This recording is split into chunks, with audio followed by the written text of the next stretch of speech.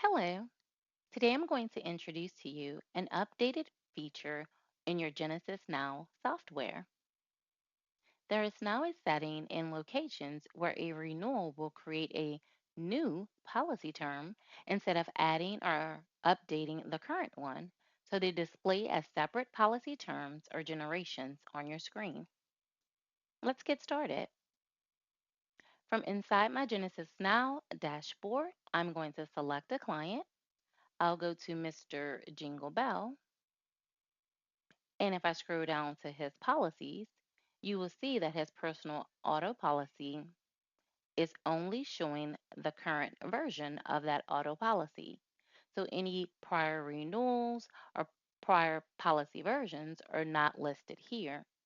If I click on this personal auto policy and scroll to my right and scroll down to the policy actions, if I click on policy version list, you'll see that all the prior policies or renewals would be here. But now with the new updated feature, if you go to the left on your toolbar and scroll down to agencies, under agencies, click on all locations, select the location that you would like to change. And if you go to the right and scroll down under location options at the bottom, you can now click separate renewal terms. This will now show each renewal as a separate new policy on the client's policy view. Let's take a look. We toggle this to on and go back to our dashboard. Select that client, Mr. Jingle Bell.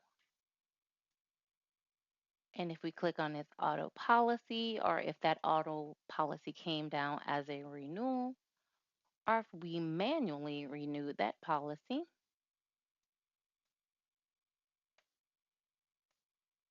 and now that we have a renewal, that renewal is going to show up as a new policy now. So now in auto, or rather under his policies, you have the current or previous version, and then now the pending renewal or the newer version. So this is up to you.